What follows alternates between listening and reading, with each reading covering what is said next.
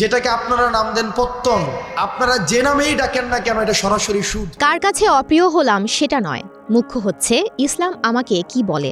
এমনটাই বলে মাহফিলে আলোচনায় এসেছেন বৈষম্য বিরোধী আন্দোলনের সমন্বয়ক হাসনাত আবদুল্লাহ। সম্প্রতি এক মাহফিলে বক্তৃতা দেন তিনি। ওই মাহফিলে হাসনাত তার গ্রামে প্রচলিত পত্তন নামক এক বিনিময় প্রথা নিয়ে কথা বলেন, যা সরাসরি সুদের সঙ্গে সম্পর্কিত।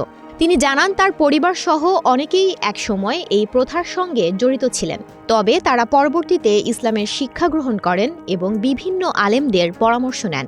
তিনি আরও বলেন, যেদিন থেকে তিনি ও তার পরিবার এই পথ থেকে ফিরে এসেছেন, তাদের জীবনে সচ্ছলতা ও প্রশান্তি আরও বৃদ্ধি পেয়েছে। তার বক্তব্যে বেশ গুরুত্বপূর্ণ একটি বার্তা রয়েছে, যে ইসলামিক পথ অনুসরণ করে সেই ব্যক্তি ও পরিবার উভয়ের জীবনই উন্নতি হতে পারে।